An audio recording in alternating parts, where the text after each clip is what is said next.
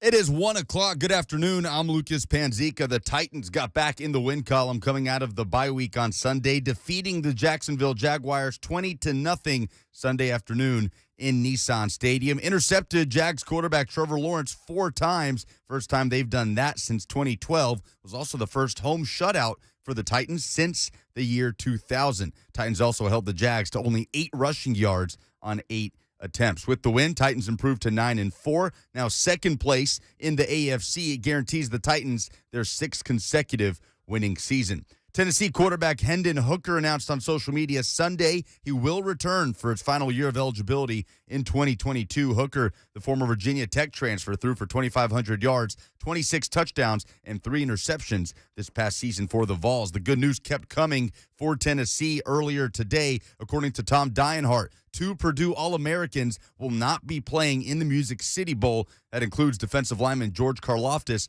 and wide receiver and Biletnikoff Award finalist David Bell. The Preds swept the road trip. That makes it 5 wins in a row. Was a 1-0 win over the New York Rangers. Philip Tomasino with the game winner. For all your foundation repair and waterproofing needs, visit USSTN.com. Breaking news at once on your home for the Titans and Vols. This is 104.5 The Zone.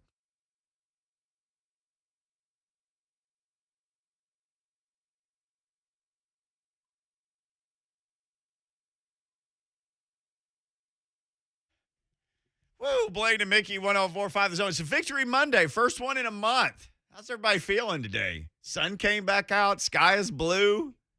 Everything feels better after a win, the sky is blue, just like Titans. That's right. That's Titan blue. Mm-hmm. Blaine and Mickey, we're going to be here with you today until 3 o'clock. We're going to have plenty of time to take phone calls. We got Ding Dong of the Week coming up. David Boclair is going to join us, in hour number 2? Is that right? David Boclair at 2:20.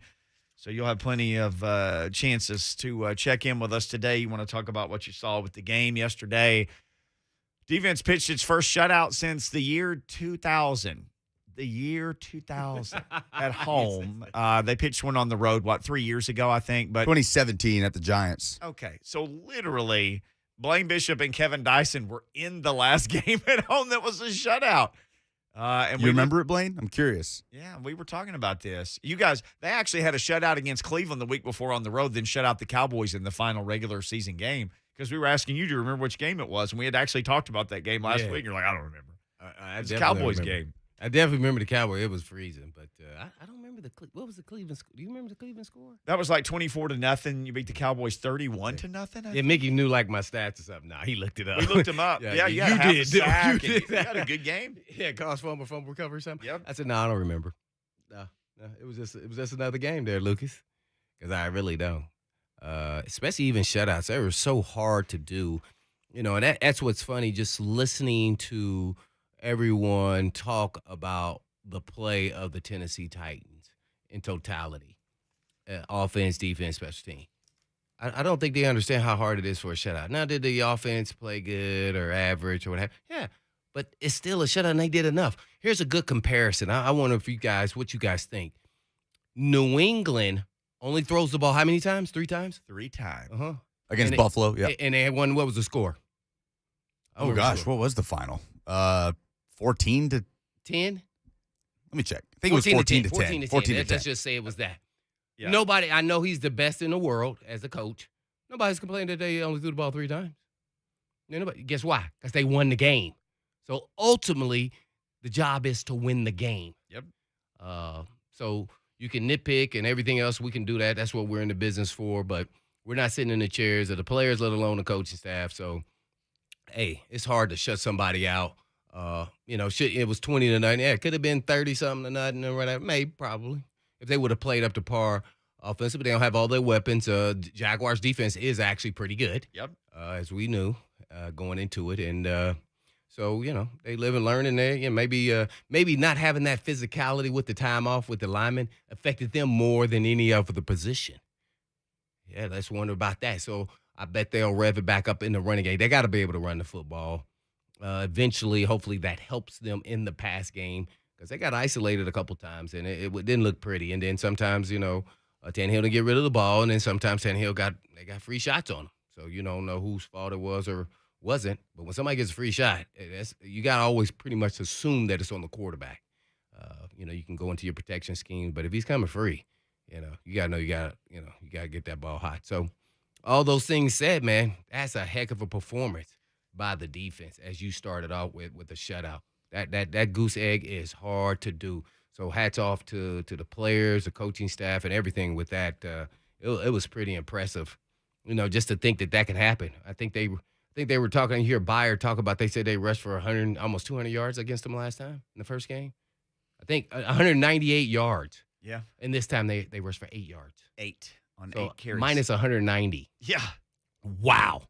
That Utah got some guys got up and really got off their horse and said, we're going to dominate. You can say the Jaguars are inept on offense and everything. They're an NFL team. They beat the Bills. Mm-hmm. They did just enough. So a win's a win. And, man, it looked impressive on the defensive side with the jailhouse blitz. Oh, I loved it, man. That's kind of like how we lived on the edge all the time. Man, it was not a comfortable feeling being a defensive back. But, boy, that ball comes out high, and you never know where it's going to be. So, it was pretty cool, man. So, yeah, they did the job. No big concerns with Bullock. I know a lot of people are talking about that. He came back and made it. Now, if he didn't have missed the second one, I would be like, what's going on? But he came back, nailed it right down the middle. So that was all good. Rashaan Evans and, Brown, both INTs, screen, did really well. Fulton did well, got an INT. So, hey, man, great defensive performance, and that's what happens sometimes. Sometimes one side of the ball plays better than the other, and they carry the fort. Hey, the offense carried the fort all last year, pretty much. So this year it's going back and forth.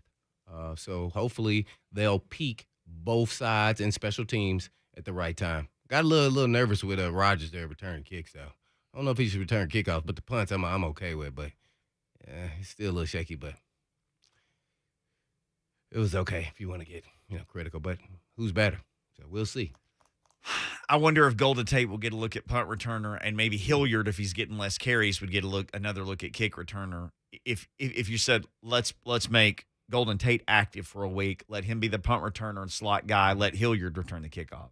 Hey, look, I love. Yeah, I think you're onto something there. I like my running backs because they're a thicker built guy for kick returns because guys getting a bigger head start run. I mean, but they get head starts on both. But I like it there. I think Rodgers is more comfortable returning the punts. I just do. So I like maybe a thicker guy, maybe a running back guy back there. And now I know there's a lot of talk, and I know he's local and it's Golden Tate. But if anybody looks at his last couple years in the league, not too impressive. He's not the Golden Tate of old. So we can press that button all we want to, but he's not the quick guy who can, make nothing out of something. Now, every now and then when you get to this point in your career, he can show flashes of what he used to be. Don't get me wrong, but to say that he's better than the guys that are doing it right now, it's hard for me to say that. It really is. Even at the slot position, what was the team he was with last? Where, he did a lot. See, we all remember him because of his New York Giants days where he was elite. Yeah, hard to stop. Or Seahawks days. After those two teams, then after that, it kind of dipped down. And I love Golden Tate and all the local products, kids from here and everything else. I just don't know if he's that guy. Now, what I can say is he's sure-handed on punt returns, as you're kind of talking about. Yeah. And if you want a depth piece, to say that he's better than Chester Rogers today, I heard somebody say that. I can't say that. I can't say that. And the old Golden Tate, it wouldn't be a comparison. Right. He had 2,000-yard seasons in Detroit, really 3 total, but 2 in 16 and 17, and then hasn't had one since. 16, 17, so 17. So what was his numbers where he's been at since 17? His most recent season in 2020 with the Giants, he played in 12 games, 388 yards, 2 touchdowns. Guess how many yardage Julio Jones has? Somewhere around It's almost the exact same. Yeah. See? He was really, for me, I'm thinking of him more just as a punt returner. He did return 14 punts in his last 2 years with the Giants, and he averaged 9.4 yards per return. Now, he didn't return any kickoffs, but I don't remember him as a kickoff returner. But I do remember him as a punt returner. I just wonder if that might be something they would kick the tires on. Yeah. No, I know a lot of, sometimes you sign veteran players for certain reasons. And I don't know if they really signed him for a security blanket or to be a guy that they want to implement immediately. No different than Zach Cunningham. I mean, Sure. like, now that you have your players, you could take your time and say, I mean, they got some backups out, but you don't have to rush him. That's not an immediate start here. Right. We need you. Now, if Chester Rogers got hurt, I think then they would think a little bit differently. We need him back here to return punts, and he can be a serviceable, receiver if needed. I think that's kind of where they're at. When you hear him say, we want to see where he's at in shape and learn the playbook, those are all things to say, we're not ready to play him yet. Right. You can make up all the excuse you want to. Well, he was sitting on the couch. He might have stayed in shape. We don't know that. So they're not ready. Maybe they don't like what they see, that he's not better than what they already have. Right. So until we see him in an actual game, do we know he's better? And if you wonder, if they think he's better than what they already have, they'll play you immediately. Look at Cody Hollister, who came off the street and started, and some of these guys have done that. I mean, they want to win I would the say game. that's a little different case because they already knew what he could do. Yeah. They knew him. So the guys get it wrong all the time. I mean, if a guy's better or not. A good example was last year, guys in-house. When I saw Will Compton was playing in front of Long, I said, that shouldn't be happening. Long is better than him. Period. I mean, it's just nothing against Compton, but why was he out there over him? Well, we're seeing now, all of a sudden, that changed throughout last season, and he was out there. And then we're seeing what he can do now. So sometimes they do get it wrong. I mean, we can't assume that they always get it right. Does the draft pick work like that? Every draft pick? Dylan Radins didn't draft yesterday. Right. Again. Right. So we want to say we think that they got it right, but they don't even know until they actually see him in a game. Right. I mean, I never would have thought Hilliard would be this good. I mean, he didn't have a great day yesterday, but he's got some juice to him. I mean, so I kind of like what I saw. I've never even heard of the kid till we signed him. Then you go ask around to people in Cleveland and had them, they go, oh, yeah, this guy was pretty good.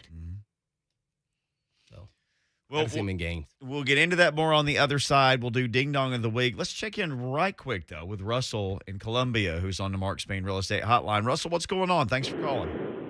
Hey, good to hear you guys talk. I know A.J. Brown's coming back in a couple of weeks. I've kept up with that. I have not heard specifically what's wrong. Do they release that kind of information?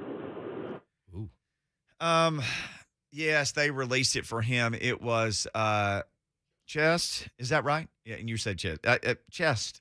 Some kind of a chest. Oh, he was a bishop or a king or queen. It was chest. Chest. Not just kidding.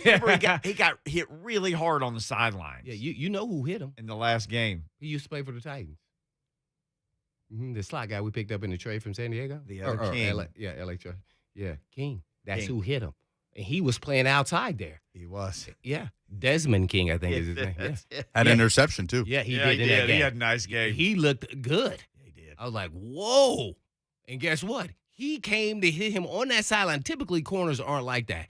But he knew Brown is a strong guy. Right. He can turn that corner and go right up that sideline if I try to push him. And, he had his, ribs exposed and everything. He just hit him. It was an illegal hit, everything else. Boom. You knew immediately. A.J. Brown was like, oh, hey. Wait, I can't breathe. Yeah. Hopefully he'll be back sooner than later. So that was, and when he comes back, he's going to come back roaring, guaranteed. Yeah, I'd like to see that. I know Tannehill would like to see that. Oh, Tannehill would love that. Yeah, he was like, hey, can you speed that process up? He can come back. Bud Dupree can come back this week.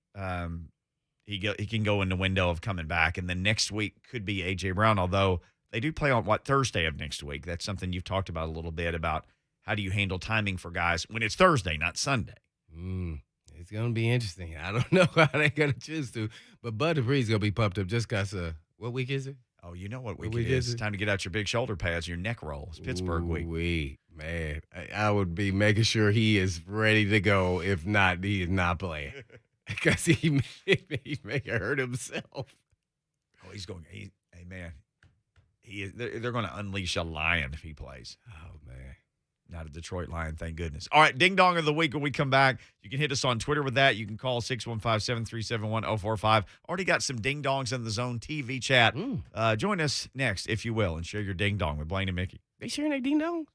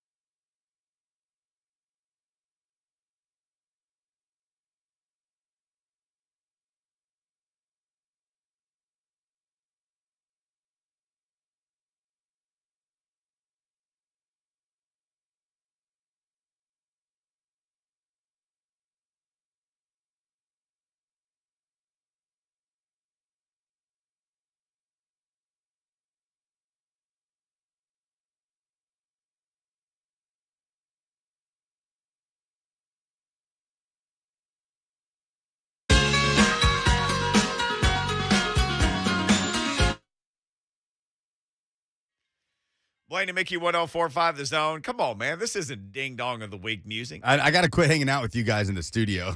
We're solving all the world's problems in here, though.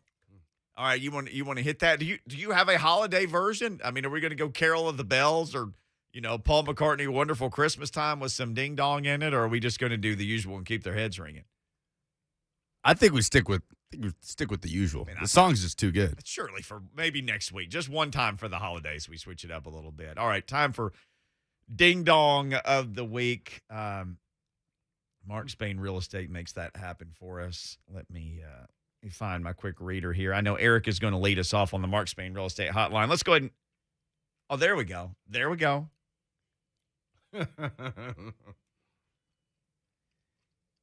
See, that's what I'm talking about right there.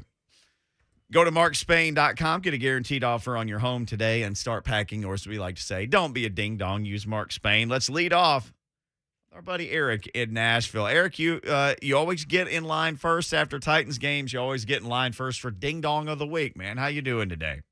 I'm doing just fine. Guys, my ding-dong of the week has to be a football team, and it's got to be the Las Vegas Raiders. For making the decision before the game, you score a stomp on the Kansas City Chiefs logo for 60 seconds, and then they proceed to stomp on you for 60 minutes during the football game, beat you 48-9, after a few weeks ago beat you 41-17. So they basically, in 2 games, have outscored you 89-26. It had to feel so good for Andy Reid in both of those victories because last year when the Raiders beat the Chiefs in the shootout, the Raiders got on the bus and did a victory lap around the stadium. I mean, if you're going to do something as idiotic as that, you better be sure you win the football game. So Las Vegas Raiders, you are my ding-dongs. Thank you, Eric. Took mine. Good one, too. Took my ding-dong. Eric took your ding-dong. Oh, Took he it. did? Why do the Raiders start out every year like 6-2 and then just completely fall apart? I know this year they don't have a coach, but they do this every year. It's amazing. First play of the game was a scoop and score by the Chiefs. The route was on within seconds. Several ding-dongs in the Zone TV chat. Lonzo says ding-dong of the week, Jags rushing offense. Not even double-digit yards. 80 yards. That is Steeler B said Urban is the ding-dong of the season. What a disaster. He has lost the locker room and the team.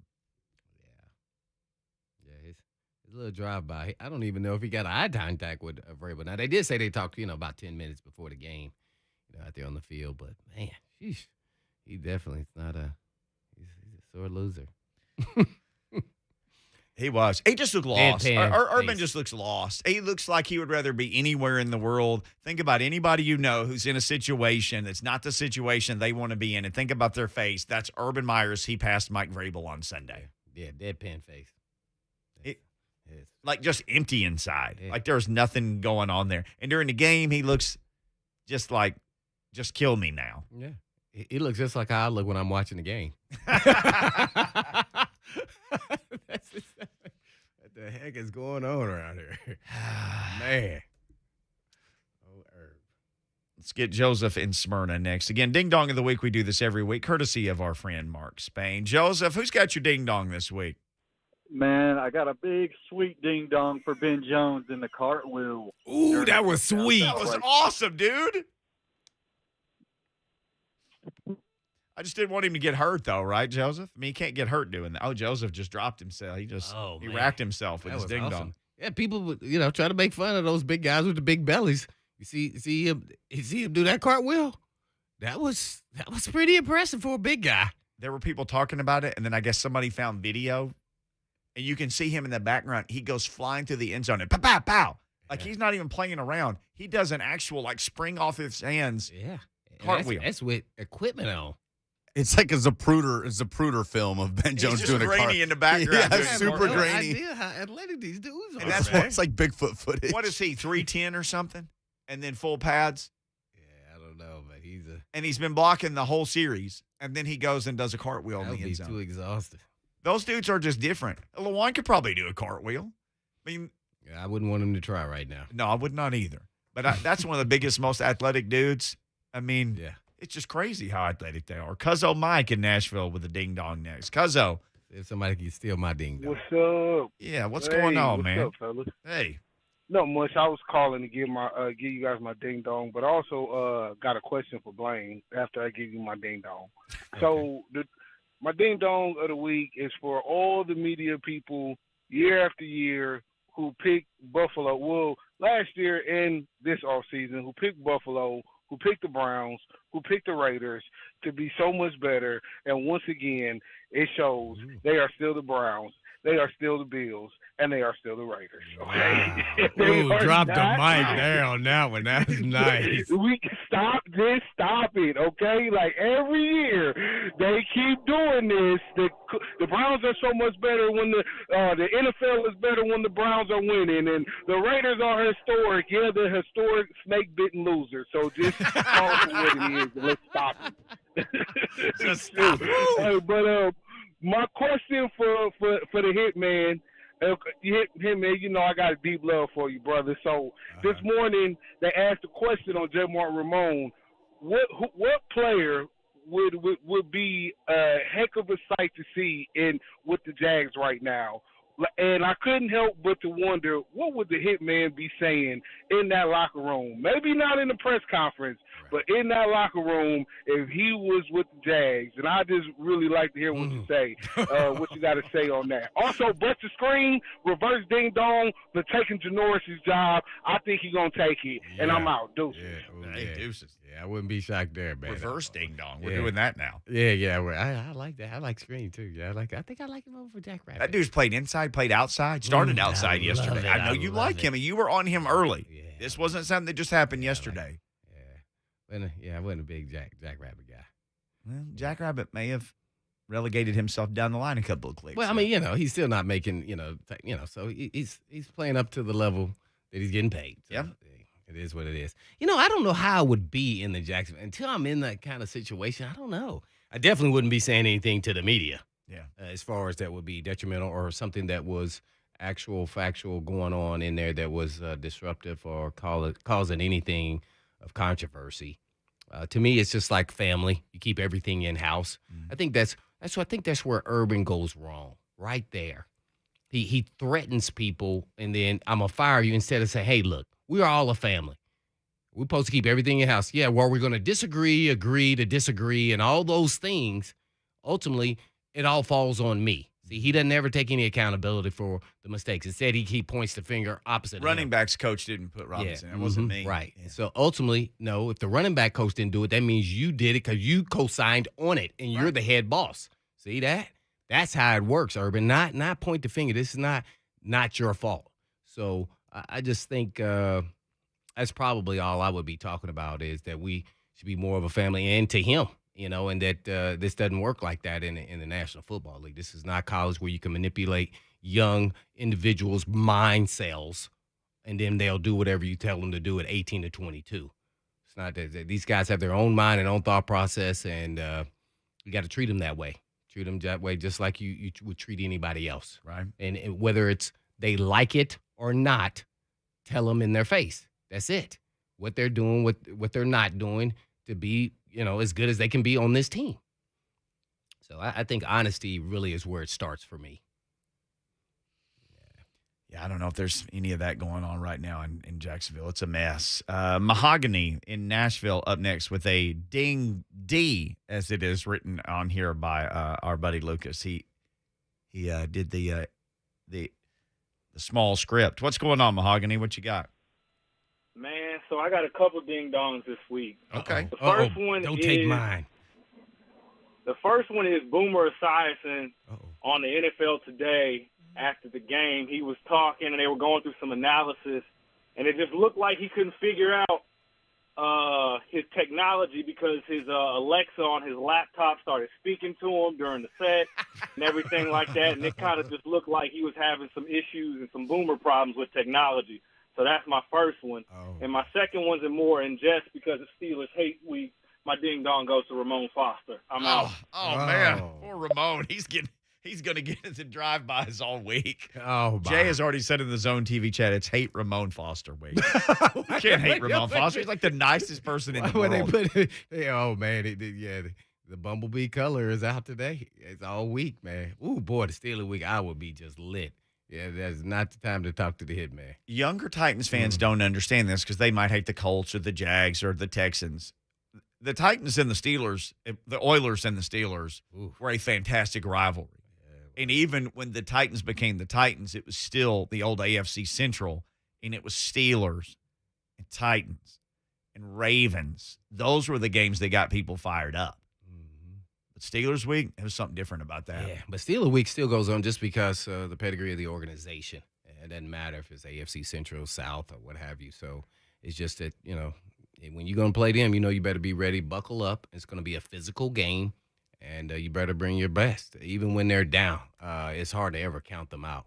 That's why I was talking about the Vikings game last week. It was 29-0 at half, and I'm like, oh, this game is over. And whatever, these elite Hall of Fame caliber players that doesn't have their fastball anymore can always pull one more out, and they got it in their back pocket, and they could go and win a game. So. It's a dangerous team, so that's kind of how I look at them because they're still in the fight. I think they're only 2 games back, but really only 1 game for second. Maybe 2 teams make it out of there.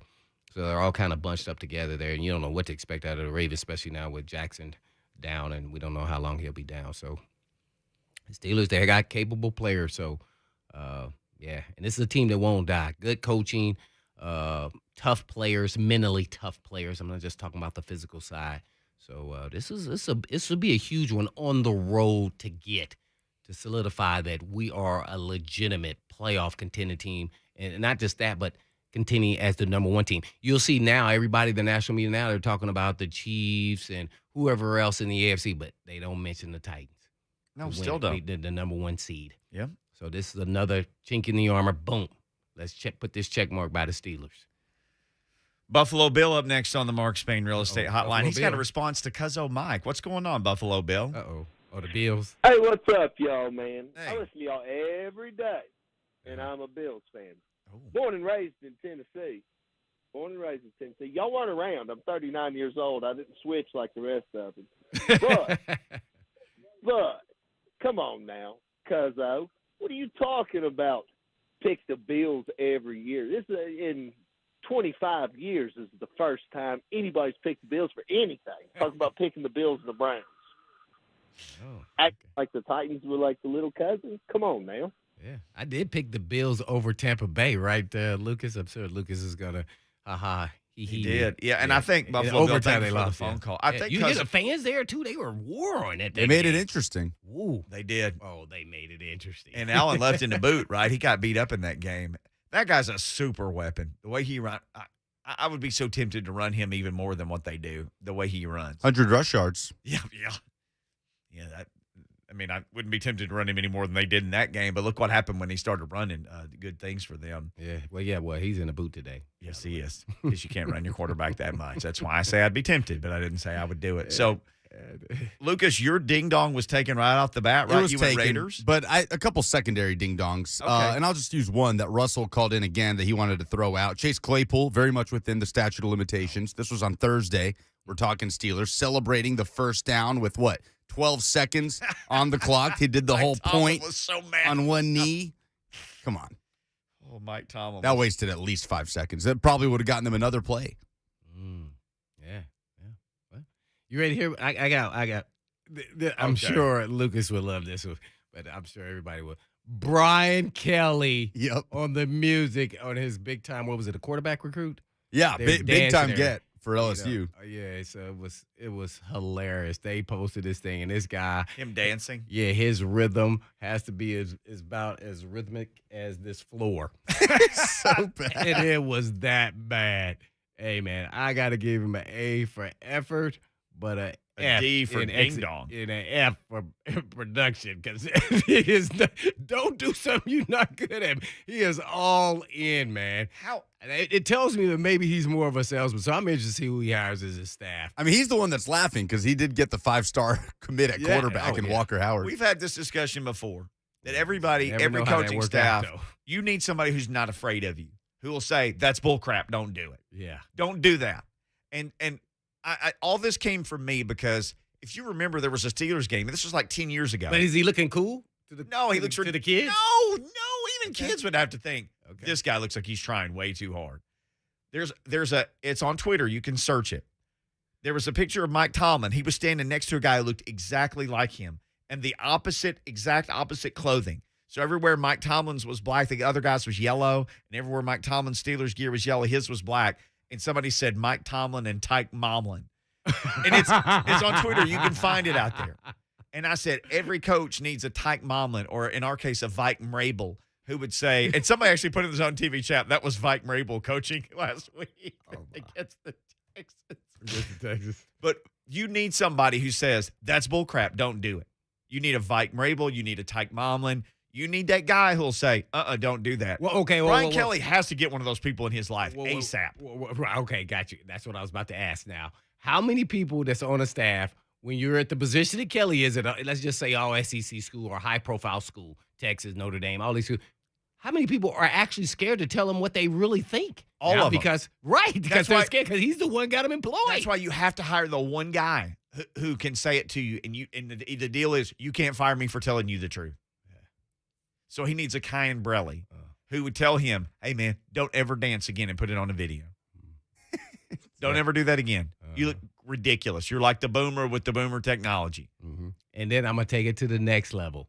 This is why you never hear players say anything bad, because why would you talk about the person who's actually really writing your checks to a certain extent?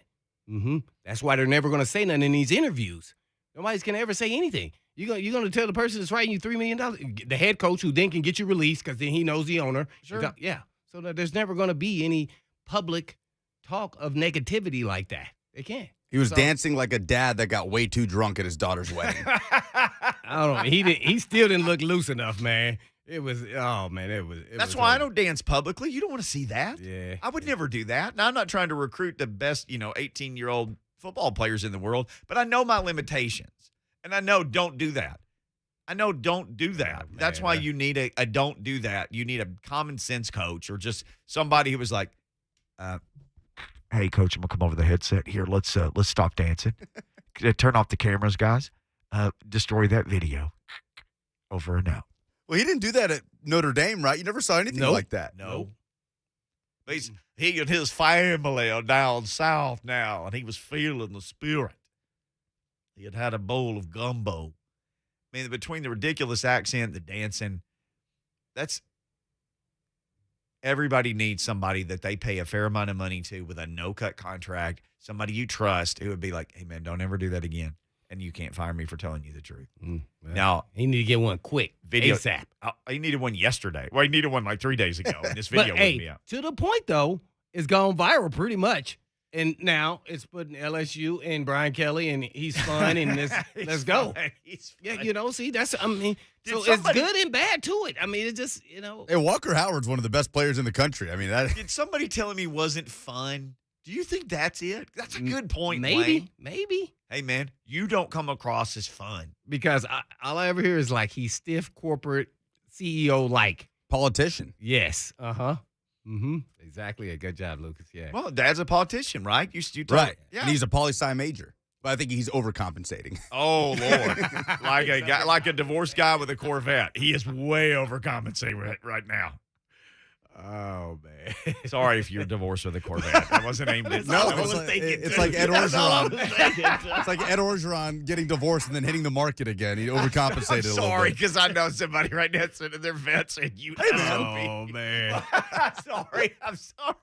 That was almost as bad as the fake slide, and then now you're running out of bounds and still can't get hit. All right, let's come back. We'll finish Ding Dong of the Week. Phone lines open if you still want to share one. We've got another one from I can't even say this name in Zone TV chat. We'll finish up. Blaine can give his auxiliary ding dongs. Oh, I will give mine because I'm about to solve the Jaguars problem. That's next with my ding dong. Oh, they're gonna hire you with your ding dong.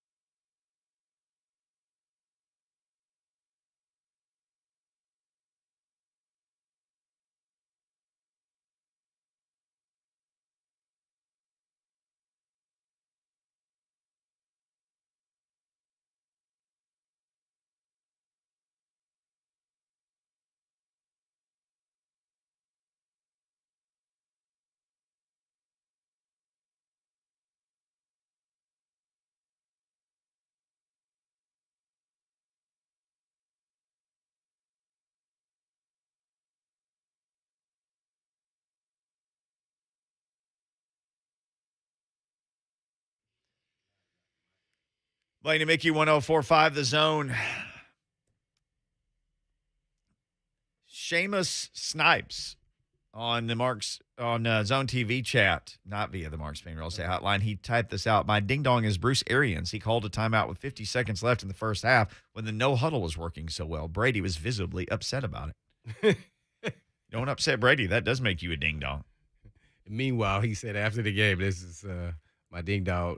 Arians said, I don't think the recipe to winning games is running your quarterback as much as Buffalo did. Huh?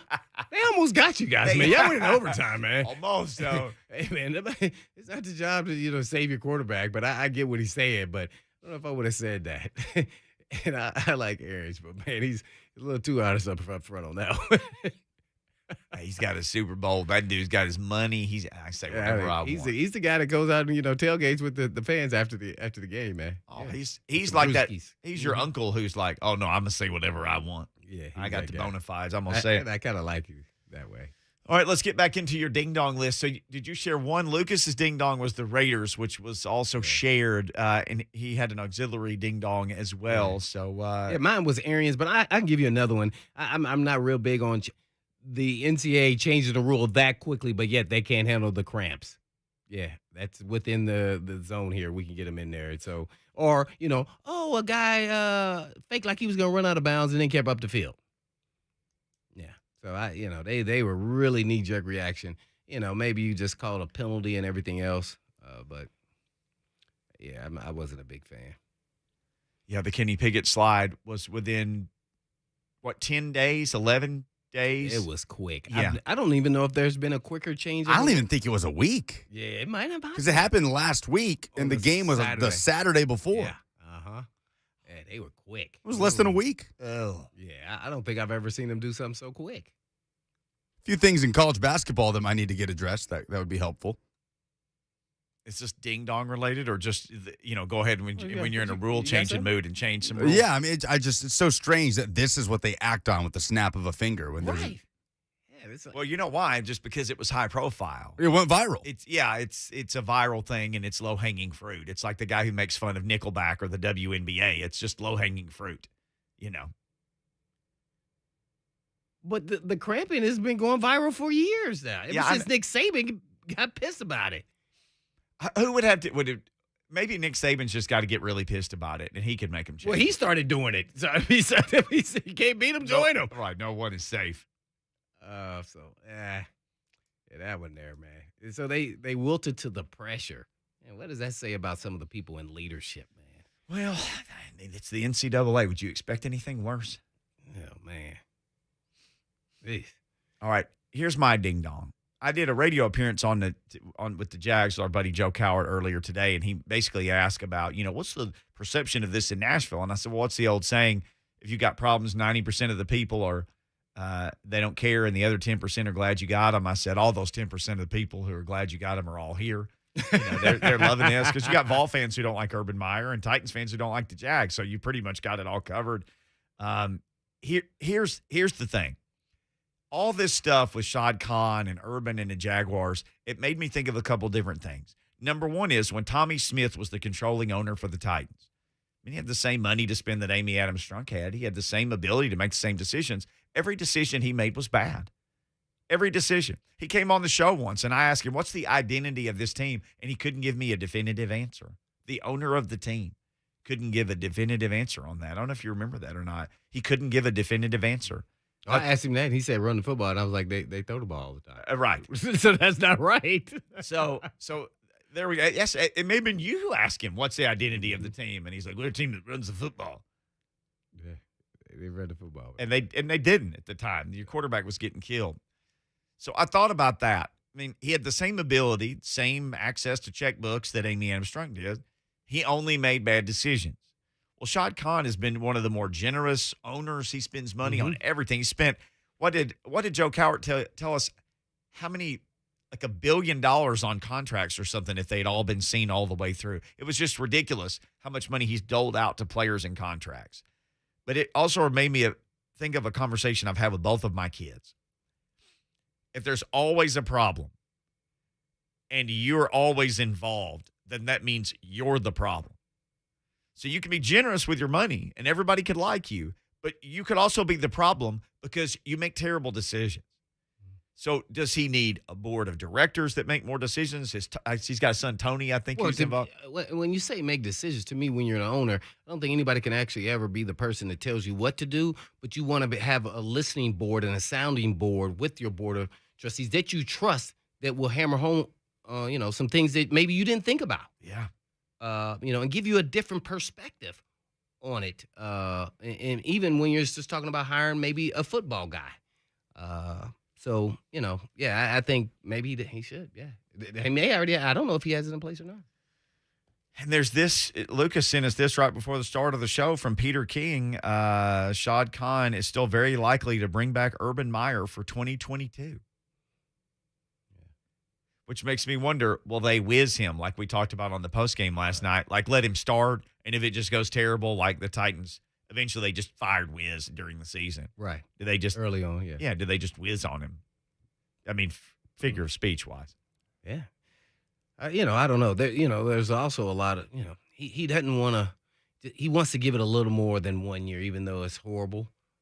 And he doesn't want to admit that he made that bad of a mistake, so he's going to try to ride it out of 1 more year, I would say, or half of a season or something. But this one's not going down the right direction. I think we all, who all talked about it, was curious if he could actually really do it and adapt to the NFL style, really, at the end of the day. And he struggled.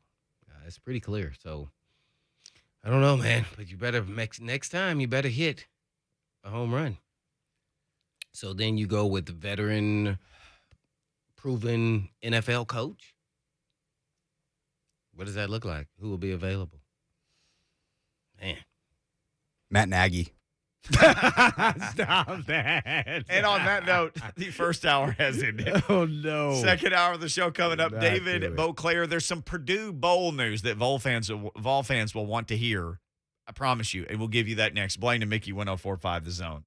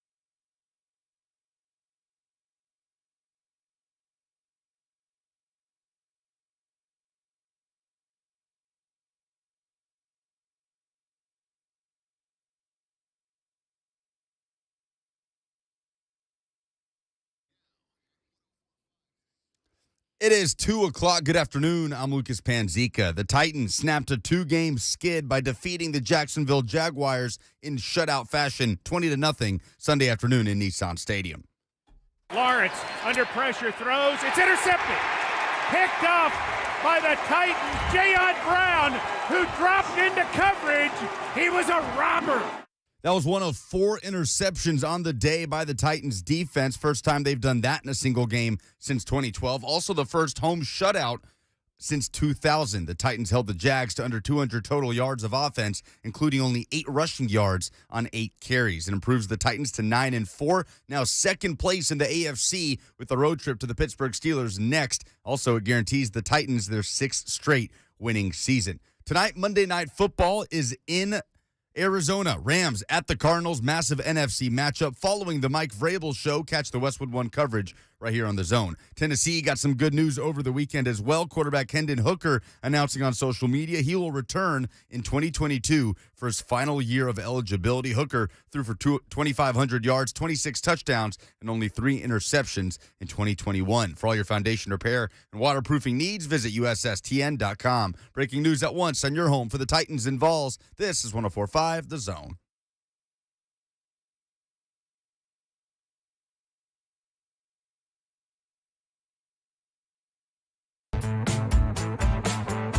Blaine and Vicky, 104.5 The Zone. Welcome into Victory Monday. It had been a month since the Titans had won. They lost 2, and then they had a bye week, and then that was a month. It was 4 weeks since we got to do a Victory Monday show. Yeah, that was no fun. That was a bleak month that we were blowing through around here sports-wise. Feels good to see them back in the win column. Key stat from yesterday for me, we didn't plan this. 0 turnovers. The other key stat, they forced 4. No, the key stat was 8 yards rushing. That is a key stat. Like you held an NFL team to 8 yards rushing, really? Oh man, 8 yards rushing on 8 shutout, carries and an egg, by the way. So, hey man, that's a pretty good feat. I don't care if you're the worst team in the NFL, man. You know they got some capable players, man. The nutty thing about that was they did the thing that the Titans really never do. They just completely abandoned the run. They ran like one time late. I remember seeing them run it once. Was that the draw? Yes, yes. They just completely abandoned the run. But and usually, like in garbage time, it's like you pile up stats. They still didn't pile up any stats because he kept throwing picks. He wasn't comfortable. He just kept throwing picks. 2 of their 3 sacks came on the first drive. First play was to Nico Autry, where he had him in the grasp and he tried to throw it out of bounds, and they called that but 2 of their 3 sacks, but they did get pressure, and they just kept him moving around all day. I mean, he had never thrown 4 picks even as a rookie. He had thrown 3 in the first game. He had 3 TDs and 3 interceptions, but he had done a good job of not throwing interceptions. He had like 1 interception and 1 turnover, I think, and one TD and 1 interception, I think, in the 5 previous games, talking about Trevor Lawrence, and that sucker threw 4 yesterday. I think, besides protection, if you want to look for negative for the Titans, protection and everybody involved, all parties, quarterback, offensive line, running back, maybe even receivers, maybe not running the depth where they need to be, but, protection probably was the only thing. Everything else, I mean, it's hard to nitpick, here. Defense, you can even, pick some things there, but, hey, man, it was lights out. It was a shutout. I mean, man, they made some turnovers. Offensively, they got to start throwing down the football field at some point. At some point now, that works hand in hand with the offensive line because they were throwing a lot of 3-step to get the ball out of your hands. But at some point, that's going to stop. When you play the good teams, it's not going to be good enough. So it was good enough to win this game. So applaud, they did enough to win this game. They did it. So hey, I'm cool with that. But was it good to, was it fancy and was it really fun to watch? No. I kind of dozed. My eyes blinked a couple times. I'm not even gonna lie, but hey, it is what it is. They won. They did a great job. Great game plan. They did enough. Yeah, I mean, should they have? If they would have, they didn't score any points, or maybe 3 points off. 3 points off 4 interceptions. Yeah, that there is that's tough. And not to say that they got in great field position every time because they didn't, but those are momentum swing type plays. And actually, when you get a turnover like that and you can go downtown, we're taught on the defensive side of the ball, if you're a defensive back, that the first play they think about, or the second play, because they try to trick, because they know the stat, is they'll try to go downtown on you to continue that momentum of the turnover. It's a lot Everybody of talk listening in high school and college, that's what they do, right? In the pros. So a lot of talk yesterday about Julio at one point looked like he was about to get behind everybody. And it's like, okay, this is it. And then Tannehill got pressured. And, There was no play. I think did he get sacked? I think that's what he got hit 10 times and sacked, 4? So it could have been any myriad. I think he got hit. Yeah. And they had a screen that might have scored or in the first half. Either to did he miss Hilliard? Yeah, it was Hilliard. Where he was getting hit, and he just kind of threw the ball in that direction. You can see Hilliard lurching and reaching, and he just couldn't get it. Oh, he was gone. Yeah, no doubt. Now King could have scored twice on that, but even Hilliard, I think, could have scored on that. There was nobody over there, and there were like 5 people blocking for him. Yeah. And then Foreman got, nicked up with, I guess they're saying, an elbow or something. He looked like he was starting to get revved up, looking like a little bit like how he was like last year. His run into the end zone, 6-yard touchdown run, zone read. He took a shot like on the 3-yard line or so and pinballed into another guy, then pinballed into it was a big back run. It was a big back, taking multiple shots and getting right into the end zone. He's definitely the poor man's Henry, for sure. Yeah, I like it fits this style of offense and the big back deal. So that could have hurt too. But obviously everybody's looking at Julio. And how he fared and how much did he play and, could he have gone longer and how's he feel after the game and everything else. So these are all tests. You're trying to build up to something and you're still chalking off wins. And that's the really insane part. You're not playing your best ball and still winning. So I really like those things. You continue to coach guys up and have them driven to, the next level to be better than they were before. Julio said after the game, there were several quotes, but I wrote this one down. Moving forward for myself, I feel good. I feel great. No tweaks, no nothing. I'm solid. I'm ready to go. Yeah, I mean, this offense, it's interesting, though. I don't know if it's because of pass protection and want to get the ball out of Tannehill's hands so far. I just think that I don't know if that really fits Julio and the type of player he is. We could talk about he's lost a step and this. I can't really tell. He hasn't played enough, right? So for me to even give him that, but one thing I'm just trying to look at the offense he was in Atlanta. I just don't see the quick passing game part of the Falcons. Besides, running the slant, he's out wide and there. I can't remember.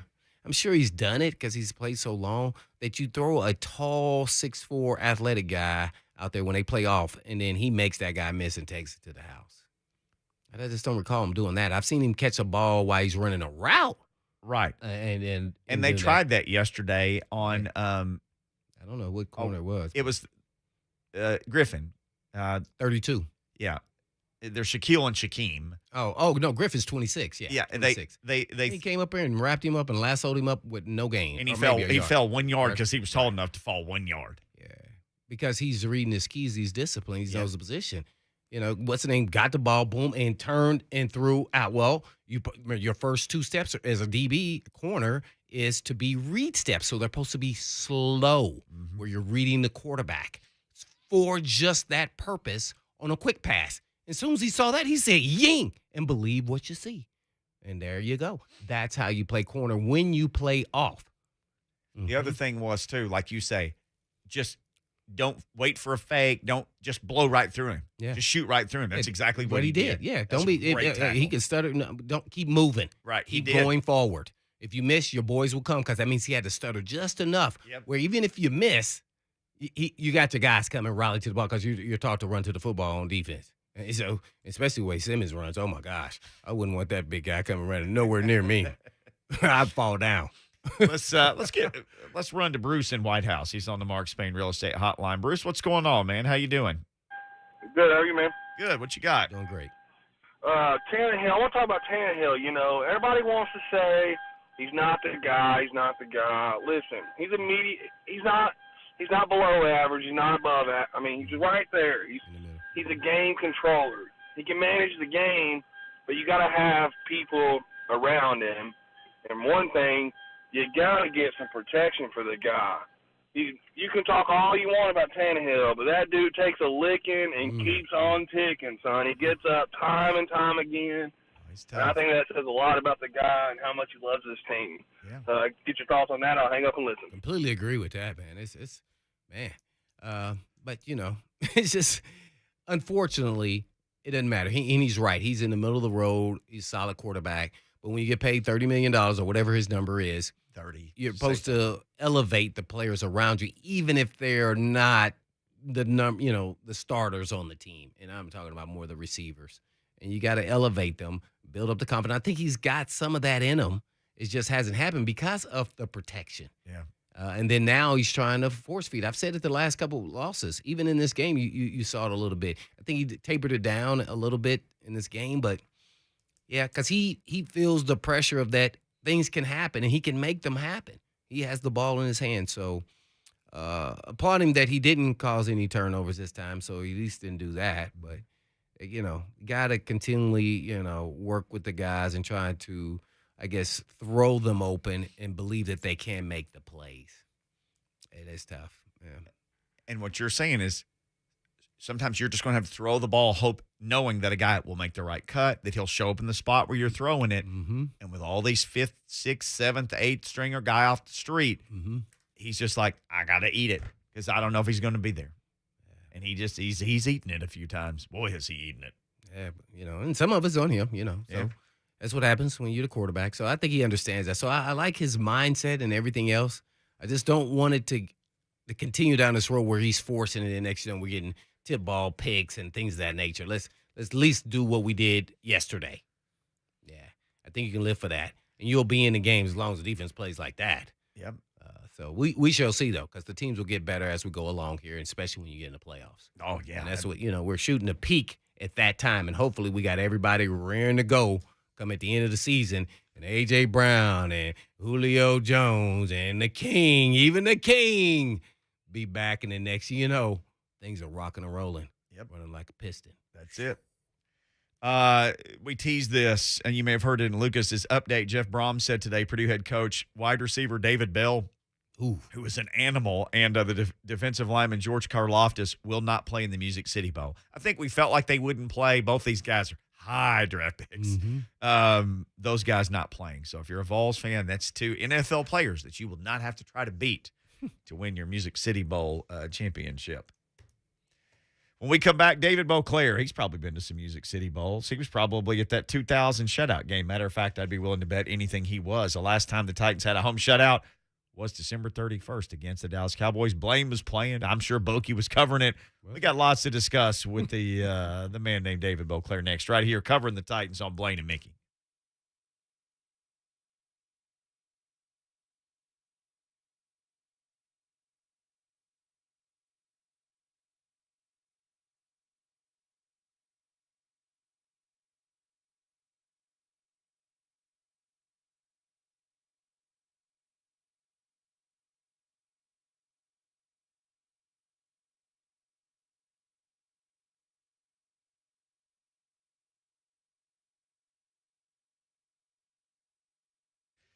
Turn every Tuesday into payday with TNT Tuesdays on FanDuel Sportsbook. Man, that sounds dynamite. It doesn't matter if you win or you lose. FanDuel is going to give all customers $10 back every Tuesday. You just bet a $10 or more same game parlay on any NBA on TNT game. And you get Chuck and Kenny. This is amazing. Same game parlay bets. Here's what they do. You can combine the money line or point spread or player props. You can do it all into one wager, right? Smaller bet with a bigger payday. It's the perfect way to try this whole deal with FanDuel. And win or lose, you get guaranteed $10 added to your account. And when you do win on FanDuel, you get paid in as little as 2 hours. Get $10 back every Tuesday, win or lose, with TNT Tuesdays. If you're new to FanDuel, sign up. Use the promo code Mickey, MICKEY, to get your first risk-free bet, also up to $1,000. Make the most of every moment this NBA season on FanDuel. You must be 21 or older, present in Tennessee. Bonus issued as non-withdrawable site credit that expires in 7 days. Max bonus is $10. Restrictions apply. See terms at sportsbook.fanduel.com. If you've got a gambling problem, call the Tennessee Red Line at 1-800-889-9789.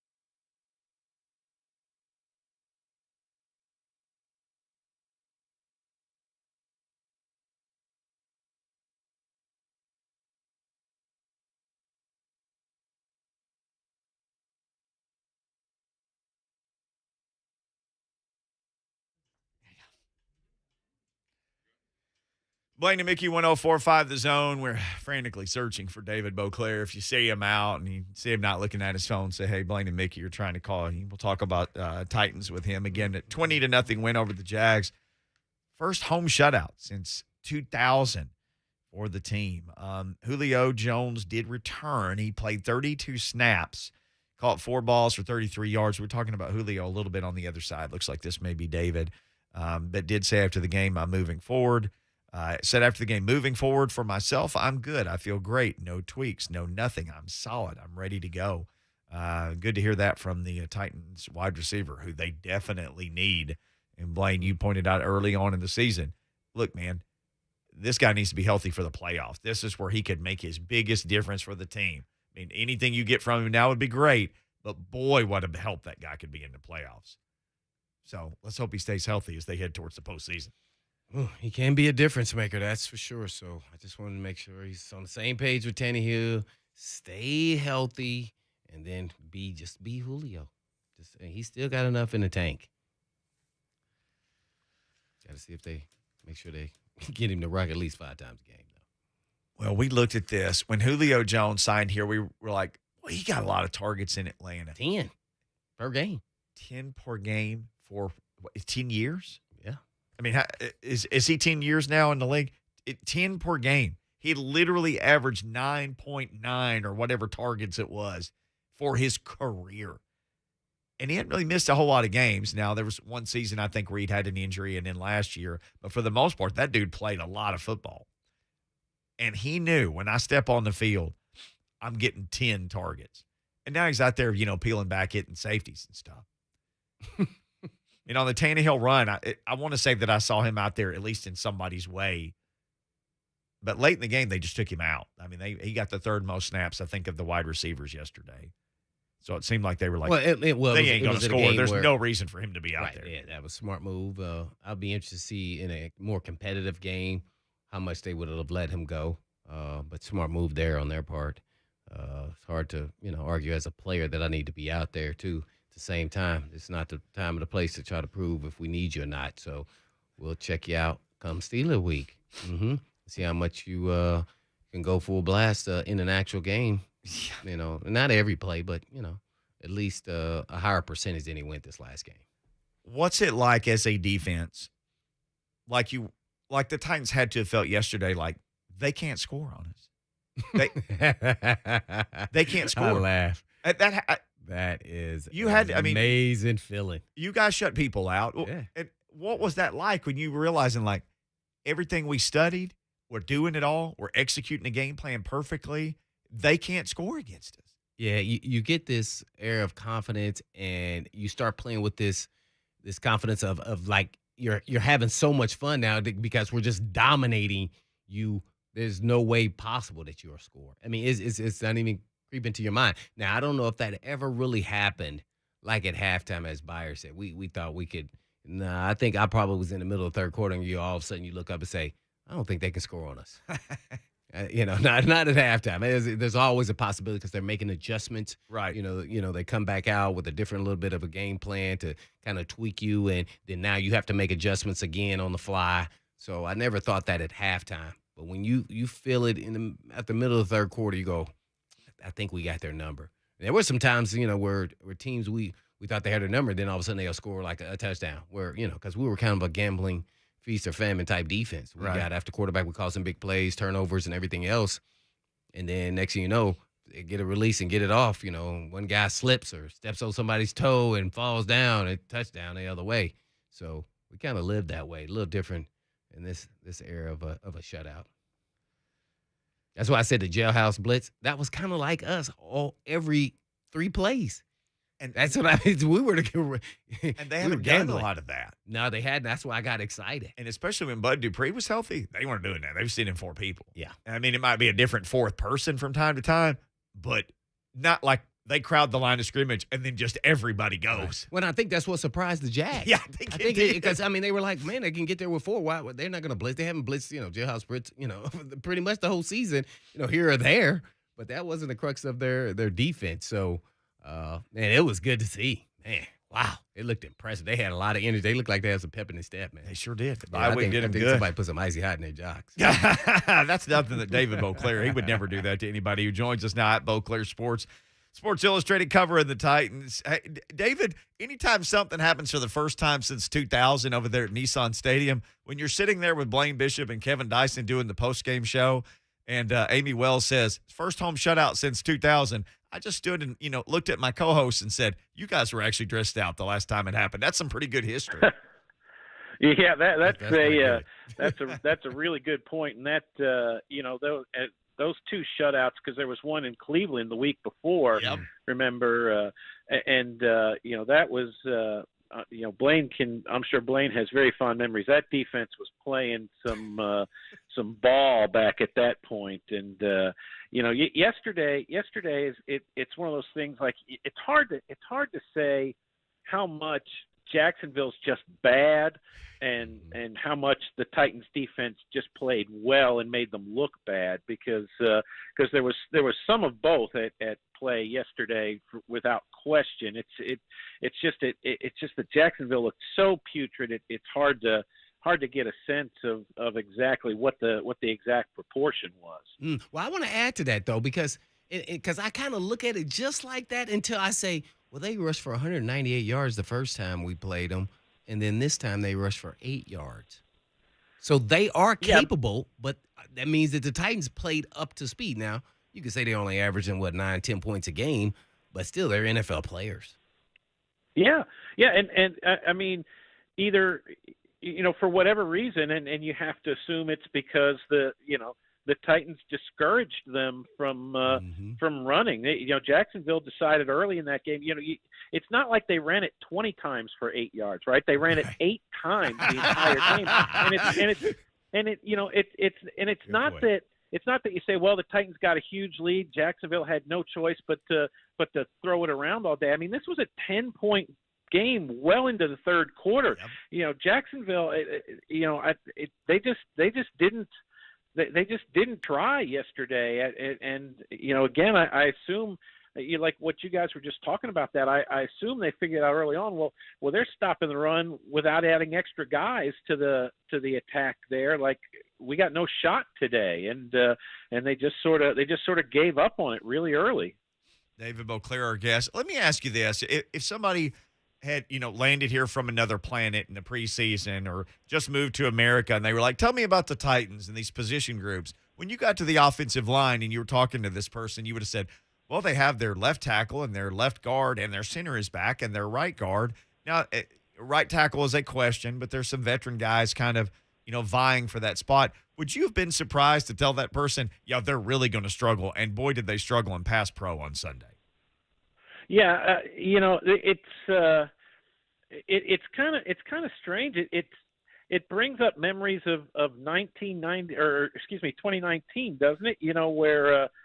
Where Ryan Tannehill came in and played so well the last 10 games of that year, but he still got sacked 31 times after Mariota had gotten sacked 25 times in playing the first 6 games. But that's the same line that blocked for Derrick Henry to rush for 1,500 yards that year, and it's still largely the same group that got Henry to 2,027 last season. It's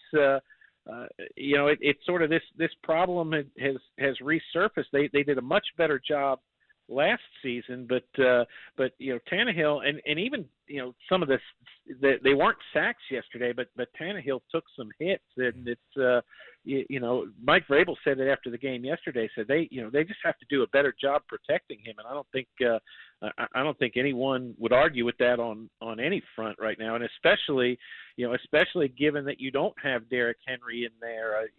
They've got to find a way to. They've got to find a way to keep Tannehill upright back there, because he is going to need to throw the ball more. Got David Boclair on with us covering the Titans for Sports Illustrated here on Blaine and Mickey. Well, Bokey, was it a victory and then not just a win, but Julio Jones finished the game? That's where we're at now at this point. We're just happy and elated that he finished the game. He finished the game. Yeah. I mean, isn't that something? Like, who would have thought that that's what we'd be talking about with with Julio this year. The fact that he made it through a game, but I mean, he played fewer than half the offensive snaps. They were very careful with him. They picked their spots with him, I think, and he ended up as the most targeted of the Titans receivers with 6 balls coming his way. It wasn't a huge day for him, but he it was a step in the right direction, and it probably previews what we're going to see with other guys as they come back here. I don't think when Bud Dupree, for example, potentially could come off IR this week, and my guess is when he does come off, he'll be just a pass rush specialist, not an every down guy like he was trying to be earlier in the year. Then you've got AJ Brown coming back at some point. It's the same sort of thing. I mean, the Titans have the good news about what the Titans accomplished before the break was that they put themselves in a position where they can sort of they can sort of manage their way through the last part of this schedule, and they're working to they're working to get healthy for the playoffs. And now whether they can be playing playoff football at that point by doing this is another thing, because I wrote this morning, you think you look at the training camp and preseason, they spent so much time sort of taking care of Julio Jones and AJ Brown and Bud Dupree and Derrick Henry and limiting their work in practice and little to no action in the preseason. And then what happens, you go out and you just get blistered by Arizona in week 1. Well, they obviously bounced back from that just fine, but you go out and get blistered in the playoffs, there's no bouncing back, right? You're done. So it certainly makes sense what they're trying to do. The question is, will it work for them when the time comes?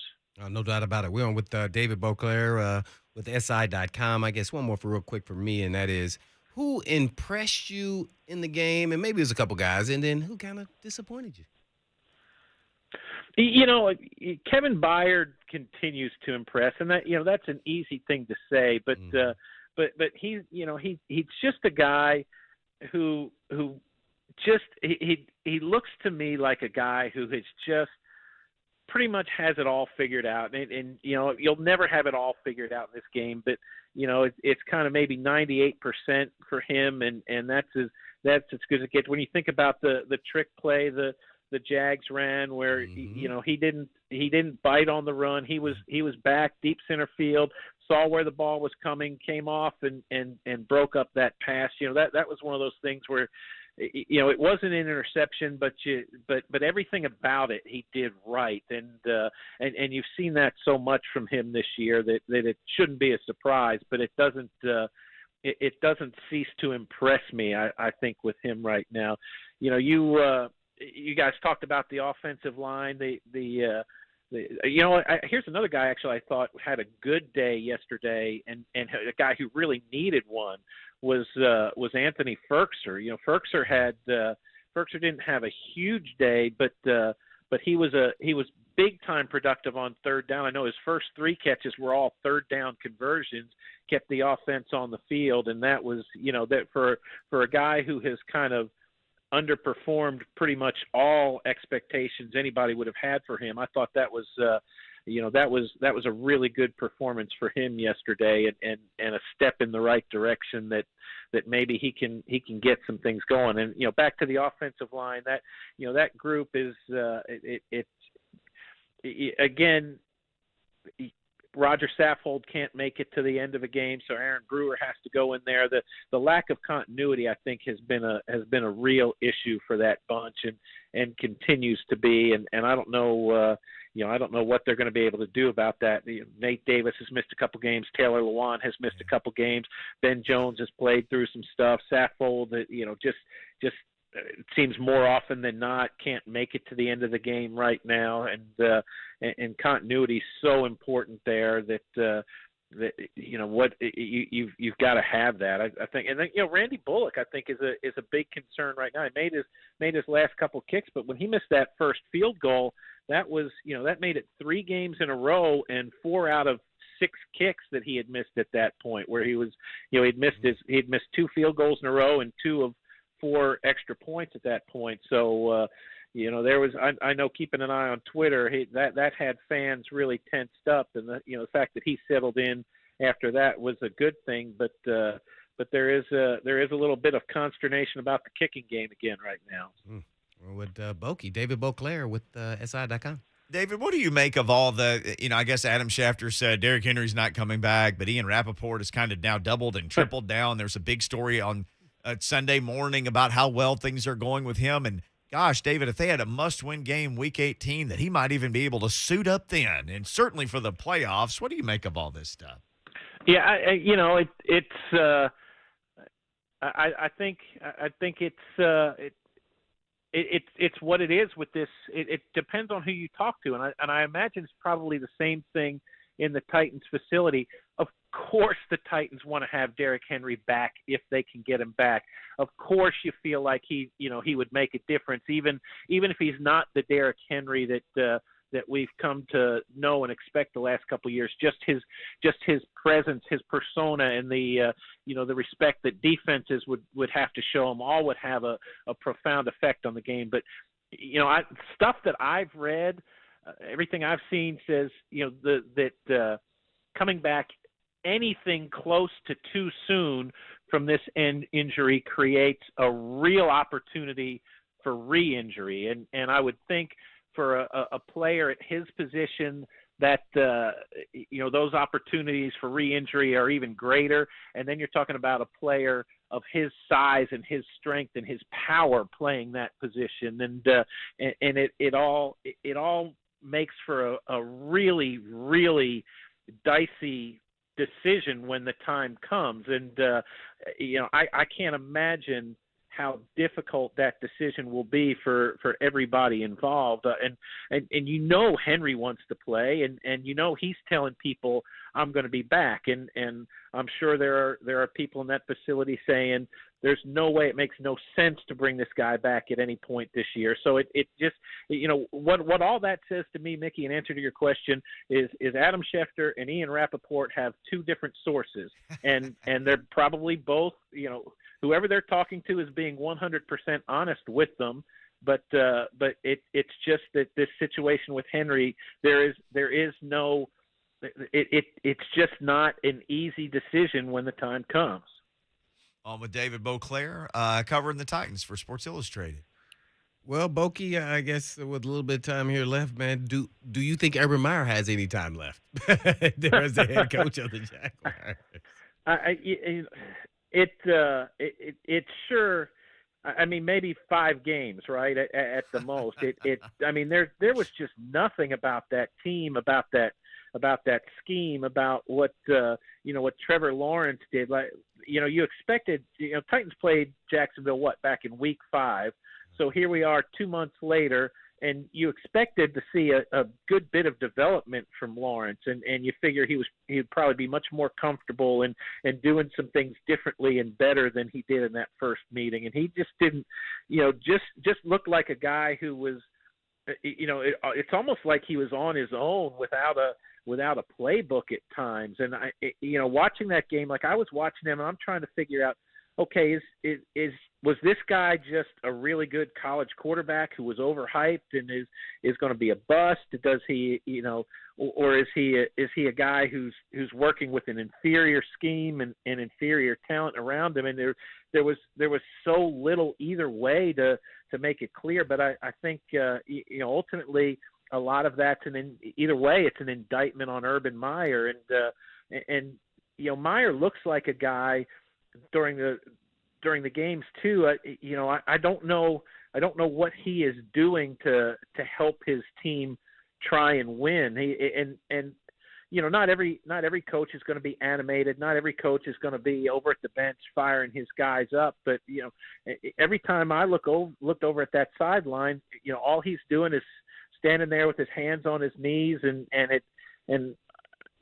that clearly he could be having some serious discussions with his coaches on the headset, that sort of thing. But he just looks like a guy who's lost. And for we all know college coaches are are control freaks for the most part, and you can't be that way in the NFL, and he wouldn't be the first guy who couldn't make that adjustment, and you know, he just it just looks like an ill fit in a lot of ways to me. Well, the steel curtain. Well, they have some chink in their armor now, but they still are the Steelers. What do you expect in this matchup as far as how they match up? Yeah, it's hard to say. I mean, it's bad luck for the Titans, isn't it, that they get another sort of rested team here. I mean, you think about it, the last few weeks, right? They played Houston after Houston was coming off a bye. They played New England after New England had played on a Thursday night and had an extended break. Now they're getting Pittsburgh after Pittsburgh played on a Thursday night and had an extended break. So you know, that seemed going into Pittsburgh, it seems like a much taller order. I just don't know though, with the Steelers, after, you know, they put up such a fight Thursday night, and made such a valiant comeback, 21 points in the fourth quarter and all that. But as I was watching it sort of made me wonder, like, is this the Steelers' last stand, so to speak, with Ben Roethlisberger and the core group that they have right now, and the fact that they didn't win that game, and that their odds to make the playoffs are so long right now that it almost feels like that, you know, that was it. The Steelers might have nothing left, and I almost feel like the Titans have a chance to go in there and kick the Steelers around on Sunday, which is a rarity. And but I think that's a real possibility, because it felt like to me that was everything to the Steelers Thursday night to try to come back and win that game, and obviously they fell just short. Bokey, great stuff, man.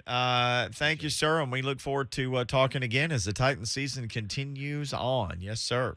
You know, I always enjoy it. Thanks for having me, boys. Have a great day. Anytime. Appreciate Always great catching up with David Boclair. All right, when we come back, there's a big event coming up at Nissan Stadium. You can meet the Hitman and other Titans. We're about to tell you all about it. That's next. Blaine and Mickey, 104.5 The Zone.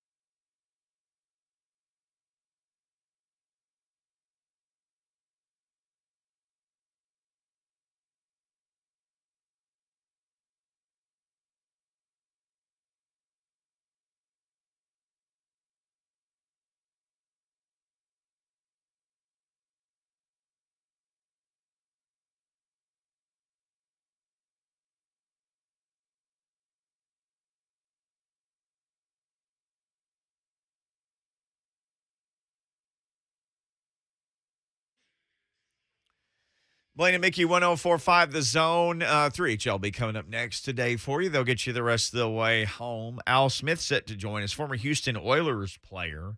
It's a big event coming up tomorrow. A group of former NFL players getting together over at Nissan Stadium from 3 to 6 p.m. Again, that's tomorrow, December 14th. Wesley Mortgage Club entrance, it says Park and Lot H. A bunch of NFL players are going to be there. Brad Hopkins and Neil O'Donnell and Chris Sanders and Al Smith, and one Blaine Bishop will be there as well. You can take pictures with the Titans mascot and T-Rack and Titans cheerleaders. The Titans Blue Crew drumline will be there, and the big thing is you can get a COVID-19 vaccine or a flu vaccine tomorrow there at the stadium. Al Smith joins us now. Former Houston Oilers teammate of one, Blaine Bishop. And Titan executive. That's right. Al, what's going on tomorrow, man? Let's get people the information on this deal. Welcome in. Well, we've got a lot of good stuff going on tomorrow. We have the NFL alumni has partnered with the CDC, for an event to be able to help the community get vaccinated if they choose to. Now kids 5 and over can get vaccinated. If you already were vaccinated, you can get your boosters. If you want just flu shots, you're able to come out and get your flu shots as well. It's tomorrow at Nissan Stadium, tomorrow, December 14th, from 3 to 6. In the parking lot H on the Wesley Mortgage Club entrance side, right there at the club level. You're able to see T-Rack. Cheerleaders will be out there. You get holiday photos with the cheerleaders and T-Rack or what have you, autographed balls. You'll be able to see Blaine if you want to see Blaine. That's a big sell point right now. Blaine will be there.